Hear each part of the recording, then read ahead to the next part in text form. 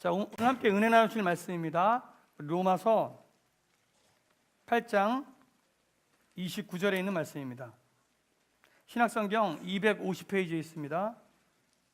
로마서 8장 29절입니다.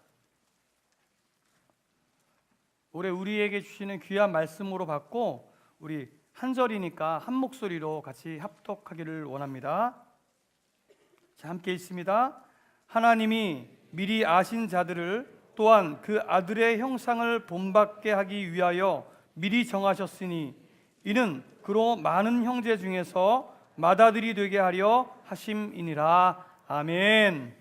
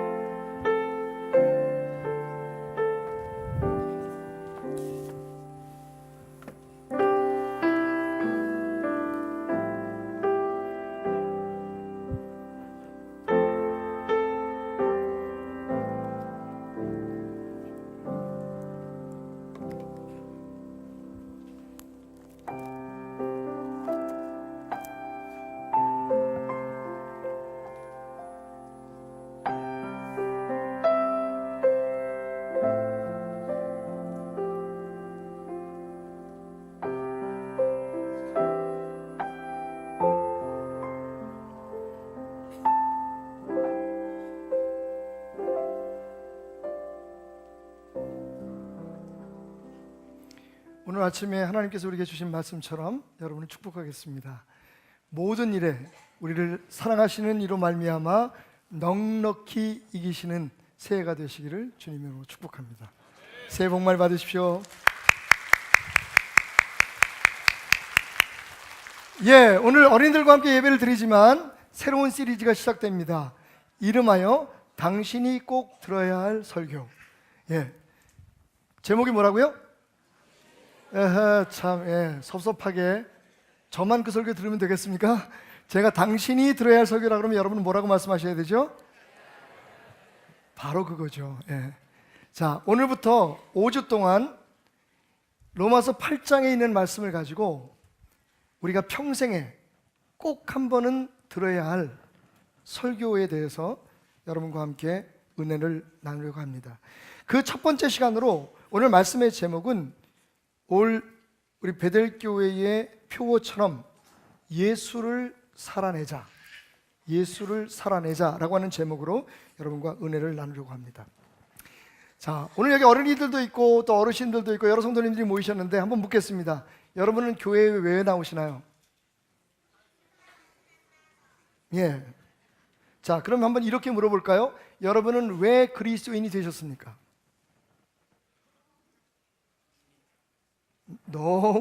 너무 쉬운 질문에서 답을 못 하시나요? 자, 우리들의 입장에서 그런 질문을 받게 될 때 여러 가지 답을 할 수 있을 것 같아요. 예를 들면 예수 믿고 구원받고 영생을 누리기 위해서, 또 어떤 분들은 삶의 모든 문제가 예수 안에서 해결됨을 경험하기 위해서, 축복받기 위해서, 또 어떤 분들은 정말 이 공허하고 의미 없는 삶 속에 진짜 삶이 무엇인가를 알기 위해서, 나는 어디서 왔고 나는 무엇을 위해 존재하고 진정한 인생이 무엇인지를 발견하기 위해서. 여러분, 지금까지 말씀드렸던 것들은 우리가 왜 예수를 믿는지 우리의 입장에서 생각하는 겁니다. 자, 그렇다면 이 질문을 뒤집어서 우리를 그리스도인이 되게 하시고 우리를 오늘 이 복된 교회의 교인이 될 수 있도록 허락해 주시고 역사하신 하나님의 입장에서 한번 질문을 던져볼까요? 그러면 하나님은 저와 여러분을 왜 그리스도인이 되게 하셨을까요? 우리의 대답과 같을까요? 바로 그 대답이 오늘 본문 말씀인 로마서 8장 29절에 있습니다. 제가 다시 한번 읽겠습니다.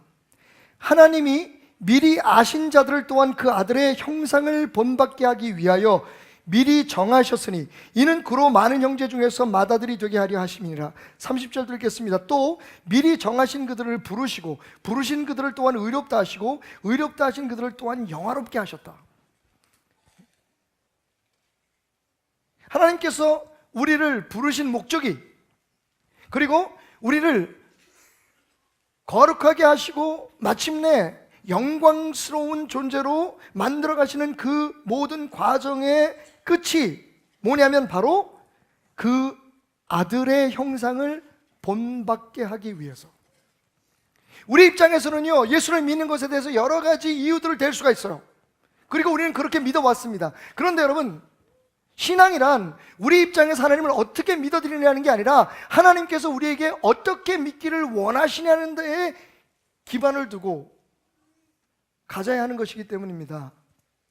다시 말씀드리면, 누군가 앞으로 여러분에게 왜 예수를 믿느냐고 물어보면 하나님의 입장에서 대답하는 것을 배우십시오.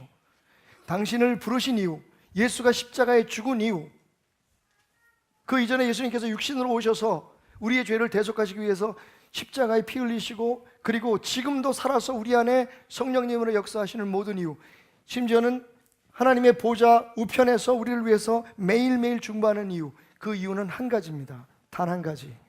그의 아들의 형상을 본받게 하기 위해서. 이보다 더 선명하고 이보다 더 분명한 답은 없습니다. 그 외의 모든 것들은 여러분 사실은 다 사은품일 뿐입니다. 기억하시죠? 저는 기억하는데 어린 시절에 지금처럼 이 아이들 주는 그 약이 뭐 시럽으로만, 딸기 시럽, 무슨 뭐 스트로베리 시럽, 스트로베리가 딸기네. 여러 가지 맛을 들인 그런 시럽을 먹이면 애들이 약을 잘 먹잖아요. 근데 저희 어렸을 때, 아마 여러분들도 다 대부분 그렇겠지만, 알약을 깨서, 으깨서 엄마들이 아이들에게 약을 주곤 했습니다. 근데 아이들이 먹질 않아요. 써요. 그게 분명히 몸에 좋은데 그걸 먹지 않으면 안 되는데 먹길 싫어합니다. 그러면 어떻게 했냐면요, 옛날에 수저 위에 그 가른 약을, 으깬 약을 집어넣고 거기다 설탕물을 탑니다. 그럼 아이들이 약을 먹는 게 아니라 설탕물을 먹다가 그 안에 있는 진짜 약을 먹게 되는 거죠. 그냥 설탕물만 먹는 게 아니라요, 수저를 쪽쪽 빱니다. 여러분, 어쩌면 지금 우리는요, 그 설탕물이 마치 진짜 복음인 것처럼, 약인 것처럼 생각하면서 예수를 믿고 있는지 모릅니다. 우리가 먹어야 할 건 예수입니다.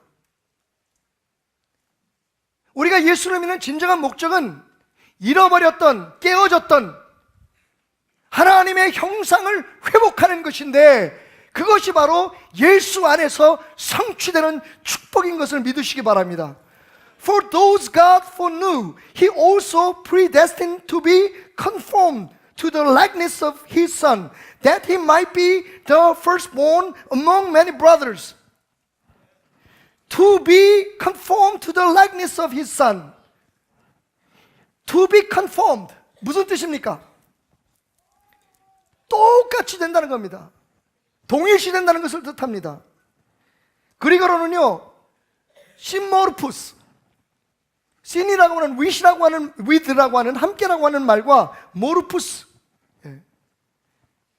모양이라는 뜻이 함께 복합적으로 이루어진 단어인데, 다시 말하면 그 모습을 그대로 복제한다는 의미를 가지고 있습니다. 이미테이션 아닙니다. 닮아가려고 겉모양만, 그분이 하는 걸 흉내내고 그분이 하신 사역을 흉내내는 것이 아니라 우리 안에 지금도 살아 역사하시는 그분을 살아내는 것,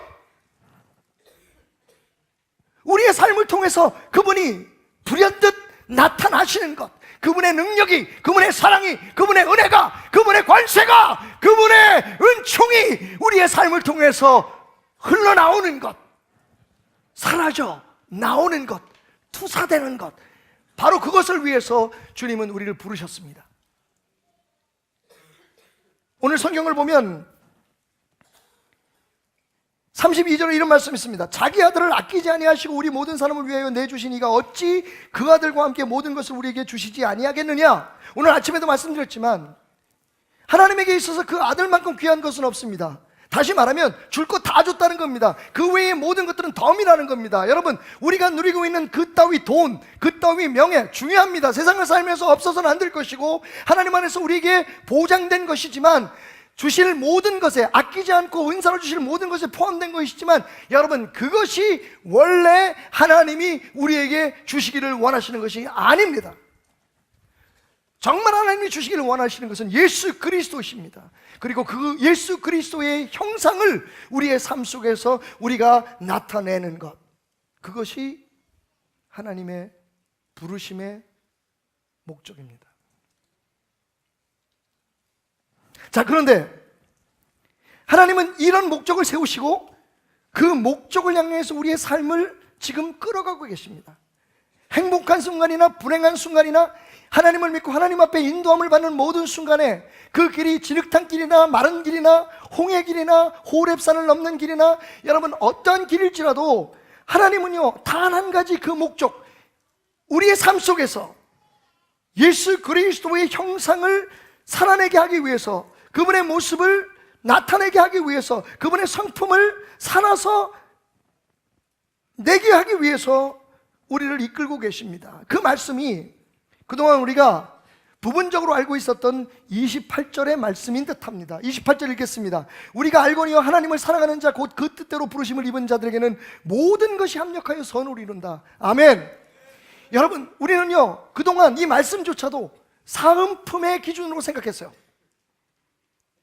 우리의 삶에 고난도 있고 역경도 있고 여러 가지 어려움들이 있고 뜻대로 되는 것이 있고 되지 않는 것들이 있고, 그런데 이 모든 것들이 다 하나님 뜻대로 선하게 된다. 그런데 그 선함이 누구의 기준의 선함이냐면 우리의 선함의 기준이에요.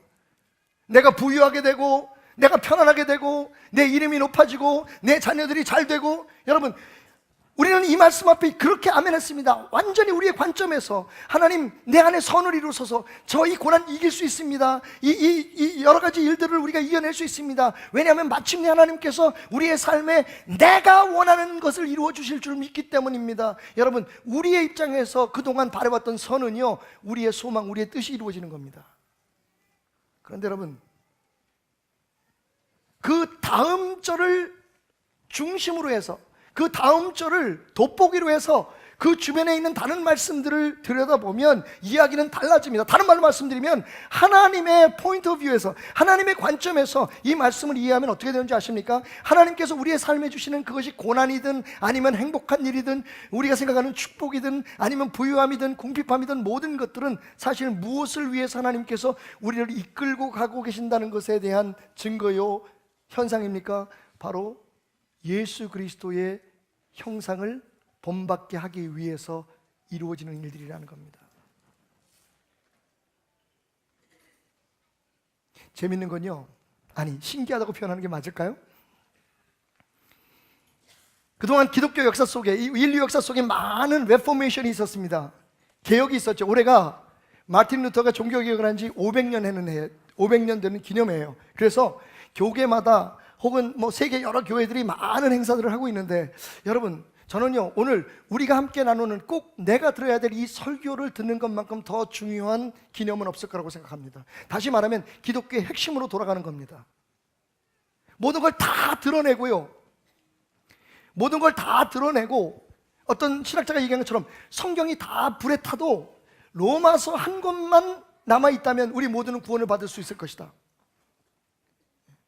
여러분, 놀랍게도 마틴 루터가 프로테스탄트 레포메이션을 일으킬 때, 종교개혁을 일으킬 때 그의 마음속에 그를 굳건히 일어설 수 있도록 했던 말씀이 로마서의 말씀입니다.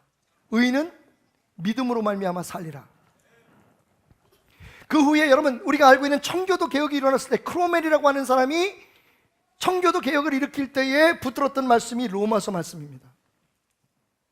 심지어는 천주교의 개혁을 일으켰던 아우구스투스가 처음 붙들었던 말씀이 로마서입니다. 그런데 이 로마서 가운데도 우리가 합수머리, 모든 물들이 한자리에 모이는 곳을 합수머리라고 하는데, 모든 진리, 모든 충만한 은혜가 모이는 곳이 어디냐면 로마서 8장입니다.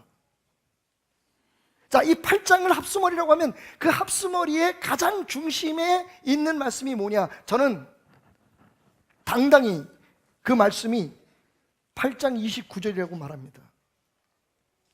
다시 거꾸로 해석하면 이 8장 29절을 우리가 정확히 이해하고 우리의 마음속에 그 뜻을 알고 있다면 진짜 기독교가 뭔지를 알게 된다는 겁니다. 하나님이 우리에게 원하시는 것이 무엇인지, 나가서 정말 우리의 삶 속에 하나님의 능력, 하나님의 축복, 예수 그리스도의 사랑, 예수 그리스도의 은혜, 모든 풍성함을 누리기 위해서 우리가 무엇을 어떻게 해야 하는지를 정확하게 깨닫고 예수를 믿게 된다는 겁니다. 여러분, 오늘 이 말씀, 우리가 알거니 하나님을 사랑하는 자, 곧 그 뜻대로 부르심을 입은 자, 부르심의 뜻이 뭐라고요? 예수를 닮는 겁니다. 예수님의 형상을 나타내는, 그들에게는 모든 것이 합력하여 선을 이룬다. 하나님께서 우리에게 일으키는 모든 일들이요, 그것이 아픔이든 이별이든 아니면 행복한 일이든 무슨 일이든 간에 그 모든 것은 하나님이 우리를 예수 닮게, 예수의 형상 회복하게 만들기 위해서 이끌어가는 하나님의 손길입니다.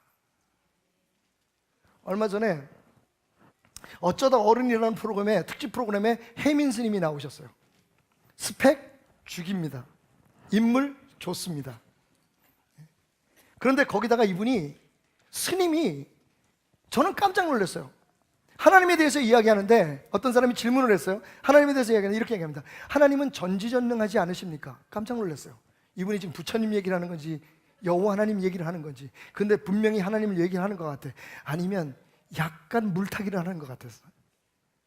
이 전지전능한 하나님을 우리는 어디서 만날 수 있습니까? 질문을 던지더니 이렇게 말씀하시는 거예요. 우리의 마음속에 계십니다. 오?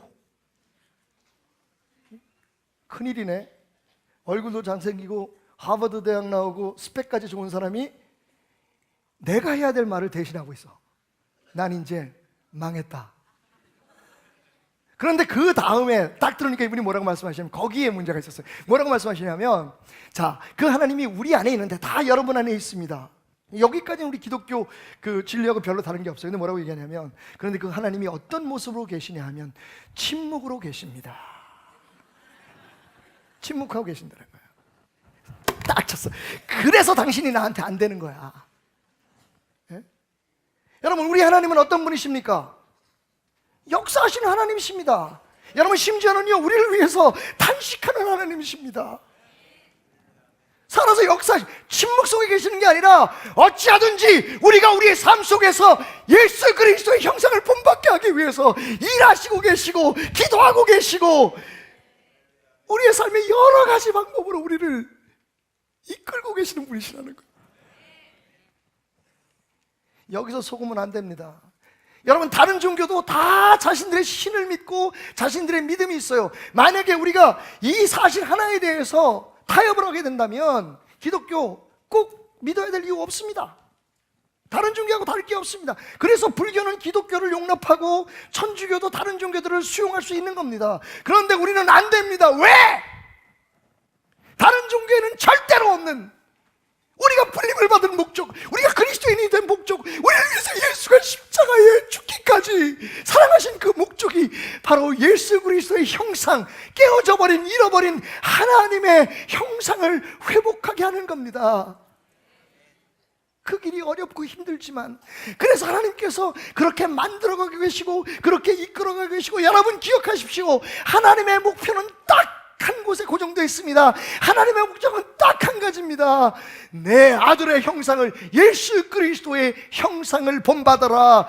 To be conformed to the likeness of my son, Jesus Christ. 예수 그리스도의 형상을 본받는 것이 너희들의 궁극적인 부르심의 목적이다. 여러분, 그 외의 모든 것들은 하나님께서 거저 주시는 겁니다. 그게 은사로 주어지는 겁니다. 돈도 명예도 자녀들의 앞길도. 여러분, 우리는요 그것만을 위해 기도하고 그것이 전부인 것처럼, 그것이 하나님을 믿는 최대의 이유인 것처럼 살아왔습니다만, 사실은 그 모든 것은 우리가 예수 그리스도의 형상을 담게 될 때에, 예수 그리스도의 형상을 담기 위해서 몸부림칠 때에 하나님께서 우리에게 주시는 설탕물임을 기억하시기 바랍니다. 그것도 중요합니다. 세상 살면서 그게 없으면 안 될 거 아닙니까? 하지만 여러분, 그것만 가지고는 안 됩니다. 예수의 형상 담는 것, 그것이 하나님의 유일한 목적임을 기억하시기 바랍니다. 하나님은 이 일을 이루시기 위해서 말씀드렸듯이 지금 우리 안에서 애를 쓰고 계십니다. 아파하고 계십니다. 여러분, 힘을 내십시오. 자, 말은 맞는데 어떻게 내가 예수 그리스도의 형상을 나타낼 수 있어? 나의 죄악된 이 껍질 속에서, 나의 욕망과 세상에 이미 물들어버린 나의 모든 생각들 속에서 내가 어떻게 예수의 형상을 살려낼 수 있을까? 내가 어떻게 예수님처럼 살아낼 수 있을까? 예수를 어떻게 내가 살려낼 수 있을까? 여러분, 걱정하지 마십시오. 그래서 하나님이 말씀하셨습니다. 이와 같이 성령도 너희의 연약함을 돕기 위해서, 너희가 마땅히 기도할 바를 알지 못할 때, 여러분 이제 아셨습니까? 우리가 마땅히 기도해야 될 게 뭘까요? 여러분, 물질 주십시오, 성공하게 해주십시오, 자녀들 축복해 주십시오. 그 기도도 중요하지만 우리가 그건 다 잘하고 있잖아요. 우리가 잊고 있는 마땅히 해야 될 기도가 있습니다. 그게 뭐라고요? 다시 8장 29절, 내가 예수 형상 닮게 하소서. 내 안에서 예수가 살아나게 하소서. 내 안에 역사하시는 예수님이 내 이 껍질을 뚫고 나의 연약함과 나의 모든 이기심을 뚫고 나와서 예수의 빛으로, 예수의 향기로 살아내게 하여 주시옵소서. 이것이 우리가 미처 알지 못하는 기도입니다. 통성 기도하고 철야 기도하고 금식 기도하고, 여러분 우리가 이것을 위해서 얼마나 기도했느냐는 겁니다. 그거를 우리가 모르고 있으니까 성령님께서 우리 안에서 기도하시는데 어떻게 말할 수 없는 탄식으로, 기억하십니까? 몇 주 전에 저는 이 말할 수 없는 탄식이라는 말이 놀랍게도 산모가 다 성장한 아이를 해산시키기 위해서 산통을 할 때 부르짖는 신음이라고 말씀드렸습니다. 우리가 예수의 사람으로 거듭나게 하기 위해서, 예수의 형상을 나타내게 하기 위해서 지금요 하나님께서 우리 안에서 신음을 하고 계세요. 산통을 겪고 계신다는 겁니다. 우리의 힘으로 안 되니까, 우리의 능력으로 안 되니까 하나님께서 힘을 내라, 내가 함께한다, 하나님께서 실제적으로 역사하시는, 이것이 우리가 다른 종교하고 다른 거예요. 이것은 어떤 다른 종교에도 찾아볼 수 없는 오직 여호와 하나님의 사랑 안에서 부르심을 받은 우리의 믿음 안에서만 존재하는 것입니다. 그래서 타협할 수 없고, 그래서 선택의 여지를 줄 수 없는 겁니다. 이 세상에 어떤 신이 당신이 부르시고 당신이 택하신 그 사람을 당신이 원하는 사람으로 만들기 위해, 여러분 그 안에서 아파하고 힘들어하고 심지어는 아이를 낳는 엄마처럼 몸부림치며 통증을 하며 부르짖으며 신음합니까? 십자가 위에서 예수의 죽음은 바로 그 통증의 눈에 보이는 증거였습니다. 오늘도 우리는 그래서 힘을 낼 수 있습니다. 그래서 우리는 해낼 수 있습니다. 우리의 힘만으로는 불가능하지만 우리를 기다려 주시고, 아니 그냥 기다려 주시는 것뿐만 아니라 우리의 길을 인도해 주시고, 여러 가지 삶의 모든 일들을 통해서 선한 그 자리, 하나님을 닮아가는 그 자리까지 이끌기 위해서 이끌어 주실 뿐만 아니라 심지어 우리를 밀어주시고 끌어주시고 우리와 함께 아파해 주시고 울어주시고, 우리 때문에, 아니 나 때문에. 여러분 솔직히 이 말씀을 준비하면서 얼마나 감사했는지 모릅니다. 얼마 전 선배 목사님에게 물었습니다. 목회가 뭡니까? 그 목사님이 한마디로 정리해 주셨습니다. 그런데 묻지 않은 것만 못했습니다. 목회란 목사가 하나님의 말씀을 성도들 앞에서 먼저 살아내는 것입니다. 설교하는 게 목회가 아니고, 불쌍한 사람들에게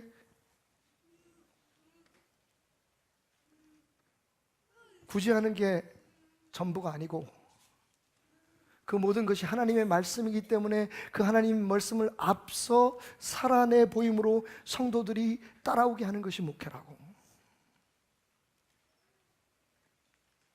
저는 생각했습니다.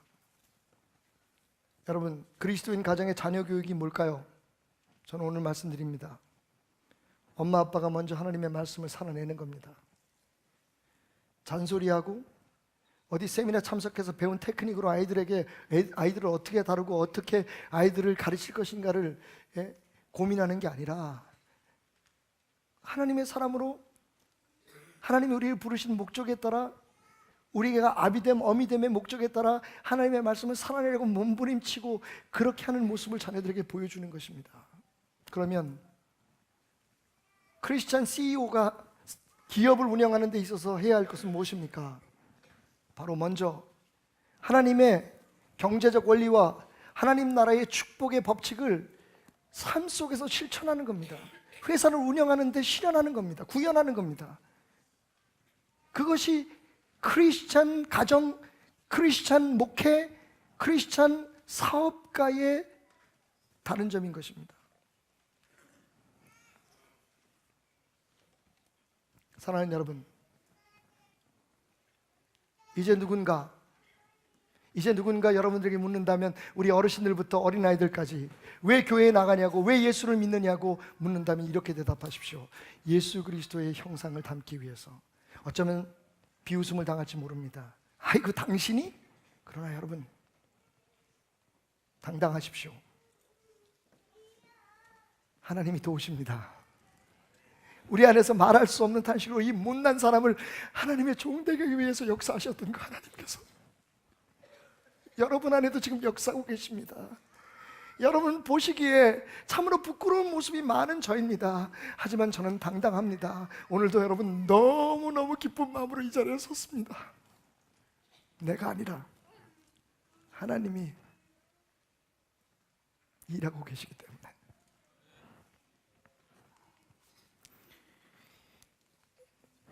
가능하면 오늘 집에 들어가실 때 교회 버스 타지 마십시오. 제가 내비게이션을 띄워냈습니다.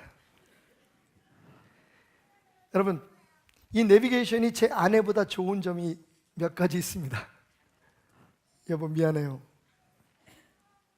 작년과 같이 올해도 계약이 그대로 유효함을 사모님에게 정확히 말씀드리면서 오늘 이 예화를 사용하려고 합니다. 저희가 계약을 맺었어요. 강단 위에서 집사람을 디스할 때마다 3만 원씩 내기로. 오늘은 성도들의 은혜 받음을 위해서 제가 3만 원을 투자하겠습니다. 우리 어린 학생들한테는 이 내비게이션이 엄마보다 좋은 이유가 있어요. 저한테는 아내보다. 그게 뭡니까? 첫째, 너무 상냥하고 친절하다는 겁니다. 심지어는 존댓말까지 해요. 한 번도 내비게이션 아주머니가 저한테 반말을 하신 적이 없어요. 그런데 더 좋은 건 잔소리는 제 아내나 내비게이션이나 거의 동일하게 쉬지 않고 하는데, 내비게이션의 장점은 제가 끌 수 있다는 겁니다. 제가 원할 때 그 잔소리를 거절할 수 있어요. 그런데 여러분, 진짜 이 내비게이션이 제 아내 혹은 여러분들의 어머니보다 좋은 점이 뭔지 아십니까? 화를 내지 않는다는 거예요. 제가요 좀 창의적입니다. 좀 그런 것 같아요. 심지어는 길을 찾는데도 내비게이션대로 가면 되는데 자꾸만 가면서 생각을 합니다.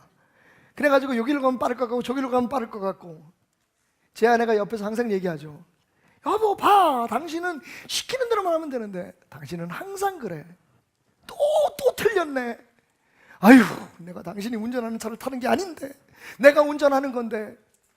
근데 내비게이션 아줌마는 제가 100번 그 말을 어기고 딴 길을 가도, 제가 1000번 엉뚱한 선택을 해도 이렇게 말씀하십니다. 경로를 재탐색합니다.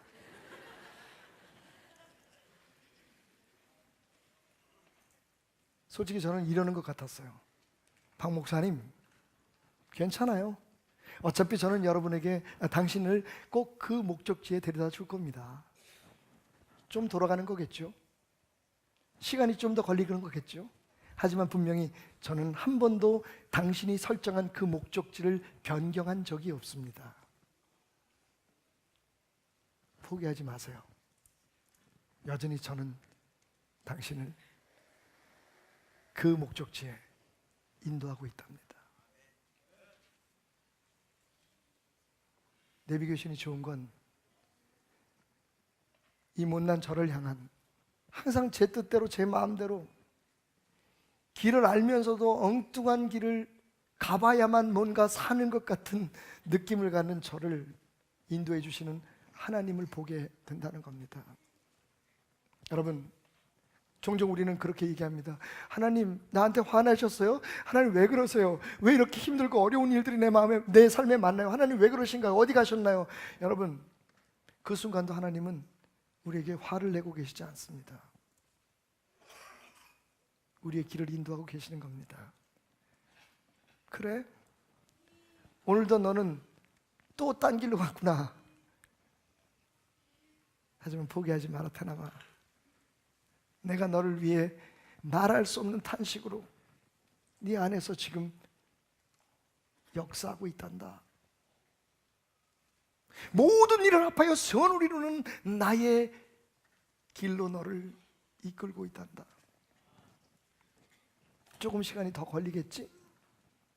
남보다 더 힘들지도 몰라. 하지만 나는 한 번도 너를 향한 나의 축복의 경로를 수정한 적이 없고 내 아들의 형상을 담기 위해 너를 불렀다는 그 목적을 변경한 적이 없단다. 사랑하는 여러분, 그래서 우리는 오늘도 우리를 부르신 하나님의 목적을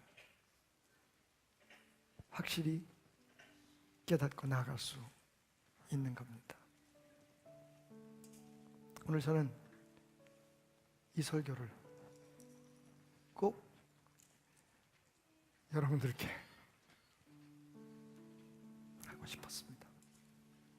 기도합시다.